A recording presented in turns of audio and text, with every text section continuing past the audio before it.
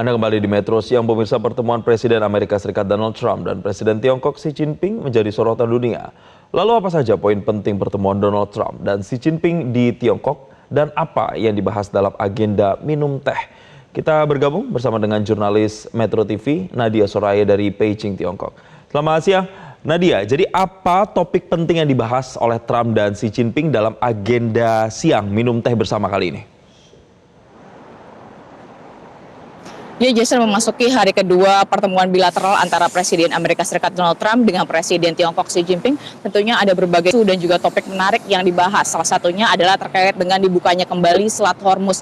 Dan hal ini juga telah dikonfirmasi oleh Gedung Putih, di mana Trump mengklaim Xi Jinping ini telah menginginkan hal yang sama terkait dibukanya kembali Selat Hormuz. Dan artinya hal ini sejalan dengan prediksi sebelumnya bahwa Trump akan meminta Tiongkok untuk menggunakan pengaruhnya terhadap Iran, karena kita ketahui bahwa Tiongkok ini menjadi salah satu pembeli minyak utama sebesar 60 hingga 80% yang melalui Selat Hormuz. Dan dari faktor tersebutlah Trump berharap bahwa nantinya Tiongkok ini dapat mempengaruhi Iran untuk mengakhiri perang atau setidaknya kembali bernegosiasi dan kembali ke meja perundingan dan membuka kembali Selat Hormuz. Dan kalau disampaikan juga oleh Trump begitu ya, Trump mengklaim bahwa Tiongkok ini akan kembali meningkatkan pembelian minyaknya oleh ke Amerika Serikat begitu untuk mengurangi ketergantungannya terhadap Selat Hormuz. Dan selain itu juga dibahas terkait dengan bagaimana pengiriman ataupun suplai senjata, dan Trump mengklaim bahwa Xi Jinping telah sepakat untuk tidak ada pengiriman ataupun suplai senjata kepada Iran di tengah konflik yang terus memanas di Timur Tengah saat ini.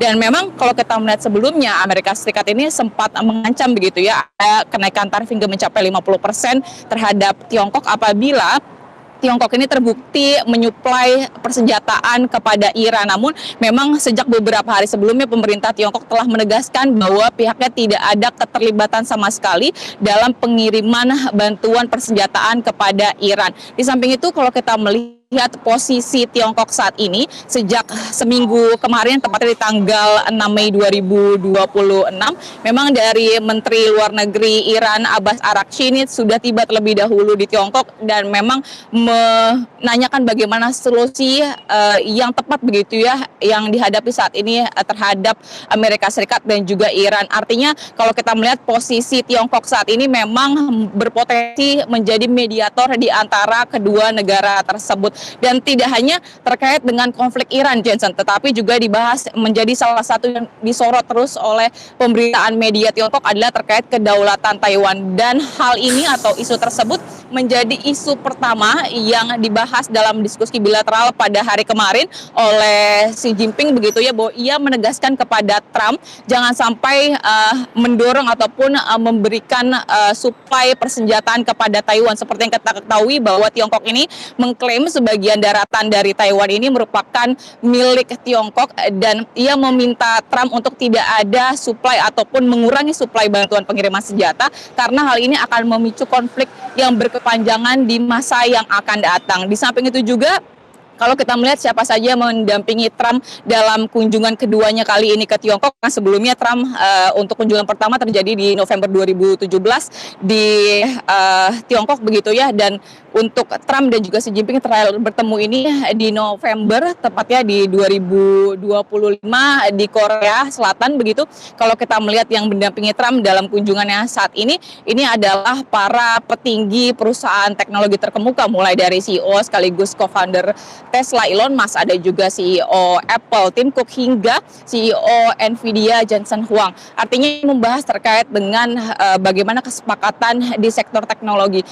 Namun memang kalau kita melihat dari pemberitaan dan juga hasil diskusi begitu ya, memang dari sektor teknologi ini, begitupun juga terkait dengan tarif dagang, tidak menghasilkan kesepakatan yang berarti di antara kedua negara. Kita ketahui bahwa hal yang sangat disorot adalah terkait dengan penggunaan ataupun pembelian chip AI atau kecerdasan buatan. Kita ketahui bahwa untuk perusahaan Nvidia ini salah satu pangsa terbesarnya adalah Tiongkok, di mana untuk chip AI H200 ini adalah yang sering sekali dipasarkan di Tiongkok. Namun dengan kita mengetahui begitu ya, Amerika Serikat yang menetapkan tarif yang begitu tinggi, bahkan untuk di sektor-sektor seperti tidak hanya barang-barang seperti makanan dan sejenisnya yang mencapai 35 hingga 50%, tapi juga untuk di sektor strategis ini mencapai 100%. Hal inilah yang terus dicari kesepakatan di antara kedua negara.